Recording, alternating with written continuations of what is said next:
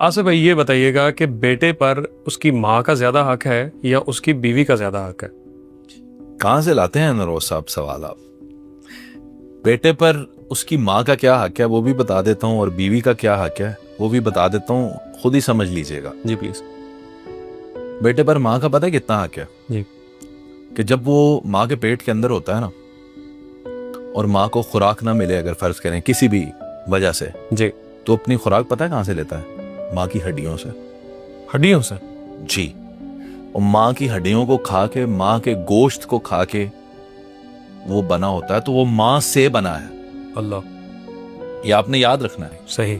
आप कभी देखते नहीं है कि प्रेग्नेंट खवातीन अच्छी से अच्छी खुराक क्यों खाती हैं? ऐसी साढ़े बच्चे ਨੂੰ लगेगी, माँ के जरिए से खुराक उसको मिल रही होती है। सही। तो माँ का उस पे क्या हक है? फिर माँ जब उसे पैदा करती है, मौत जितना ड्रामा वो बर्दाश्त करती है, बिल्कुल। फिर वो दुनिया में आता है, फिर उसको पालती है। कैसे?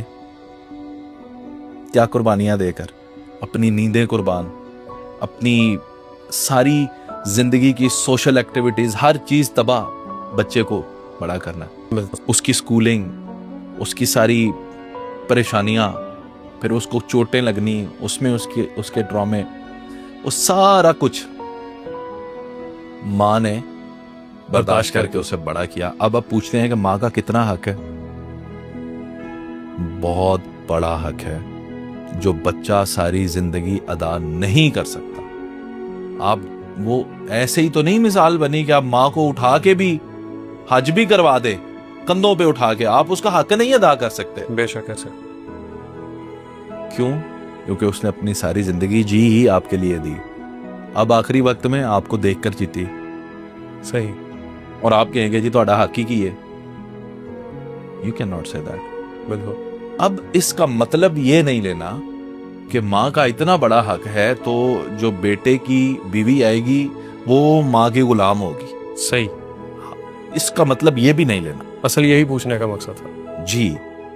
अब यहां पे आपने ये समझना है कि एक बेटी जो अपने भाइयों की शहजादी, अपने बाप की रानी, अपने घर में परियों की तरह पली, किसी मैली चीज को हाथ में नहीं लगाने देते थे, इसने तो चले ही जाना है, इससे काम ना करवाओ, प्यार से, नाजों से। बिल्कुल। जो पली हुई है, जिसको कोई हल्की सी चोट भी लग जाए तो बाप तड़प उठे, ऐसे ही बाप के बहुत दिल के करीब होती हैं बेटियां। लाडली भी ज्यादा। वो अपनी माँ को, अपने बाप को, अपने भाइयों को, अपने घर को, सबको छोड़ के अब आपके बेटे के पास आ गई है। अब आप पूछते हैं कि उसका कितना हक है? तो उसका भी बहुत बड़ा हक है आपकी जिंदगी के ऊपर। उसने सब कुछ आपके लिए छोड़ा। अब you have to take care of her. अब आपने ये देखना है कि ऐसा ना हो कि कोई भी आपके घर से उठ को उसको इसलिए ताना मारे क्योंकि वो आपकी बीवी है तो हमारी नौकरानी है। बिल्कुल सही। ये नहीं होने देना। उसके अपने घर में उसकी माँ भी थी, उसके भाई भी थे, उसका बाप भी था, उसका चाचा भी था, मामा भी था, सारे उसके दिफा के लिए मौजूद थे। उन सब की कुल ताकत अब उसके शोहर के पास है। बिल्कुल सही, ऐसा ही है। अब उसका शोहर वो सब कुछ है जो उसके मैके में उसके माँ बाप थे। इतना बड़ा आपने दिफा करना है उस औरत की, तो उसका भी बहुत बड़ा हक है। तो मर्द के लिए बैलेंस का इम्तिहान है माँ और बीवी। बहुत ही अच्छा रहेगा जब वो दोनों को बैलेंस करके चले, माँ को माँ का दर्जा दे, बीवी को बीवी का दर्जा दे। सही सर। अगर अक्सर होता है कि माएँ अपनी बेटे की बीवी से यानी बहू से किसी ना किसी वजह से ना वो गुस्सा निकालने के चक्कर में शिकायतें झूठी लगा दी या उसको डांट दिया या जैसे भी मामला सास बहू के चलते हैं, तो ऐसी सूरत में मर्द को क्या करना चाहिए? मैनेज वो कैसे करेगा? आप भाई पहले दिन से जब अपनी पॉलिसी सीधी रखेंगे ना जी, जिसकी गलती है आप उसी को बताएंगे, उसी हिसाब से ट्रीट करेंगे, सही, तो आपके मामलात हमेशा सीधे रहेंगे। अगर आप माँ की सुन के बीवी को डांटते हैं या बीवी की सुन के माँ के साथ झगड़ा करते हैं, तो भाई आप तो बड़े कमजोर आदमी हैं। बिल्कुल सही। आप तो फिर जलील और खवार ही होते रहेंगे सारी। सही। जब आप बैलेंस करना जानते हैं, आपको पता है कि क्या हुआ है क्या नहीं हुआ। आप भी कोई बच्चे थोड़ी हैं, आपने जिंदगी सारी माँ के साथ गुजारी, बीवी को भी समझ जाएंगे। सही है। तो ये आपने देखना है कि ये बर्तन जो है ये खड़के जरूर, टूटे ना, बिल्कुल टूटने नहीं देना। सही। खड़कते रहे वो तो फिर घर है, चलता है, चीजें थोड़ी बहुत तो ऊपर नीचे हो जाती हैं, बैलेंस करें। बिल्कुल पहले दिन से कवानीन अपने जो है वो सीधे रखें, सेट रखें।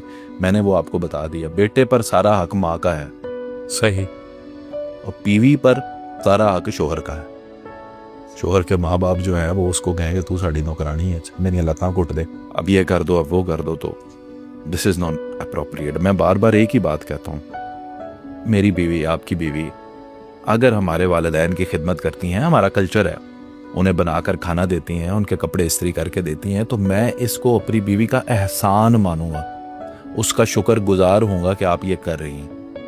असल में होता यह है कि वो ये कर देती हैं और फिर हम उनकी ड्यूटी में शामिल कर देते हैं। ऐसा ही होता है। अगर आपकी बीवी बीमार है और वो ब्रेक चाहती है और चाहती है कि आज मैं खाना ना पकाऊं, और आपके माँ बाप उसे उठ के कहते हैं आज तो रोटी क्यों नहीं पकाई, वो उसकी ड्यूटी ये समझ आप नहीं लेते। कहने देंगे, ये उसकी ड्यूटी नहीं है, उससे भी ब्रेक चाहिए। आप नहीं लेते, आपके वालिदैन नहीं लेते ब्रेक, वो भी ले सकती है। बिल्कुल सही, ठीक है, तो ये चीजें आपने मैनेज करनी है, बैलेंस करनी है। सही था।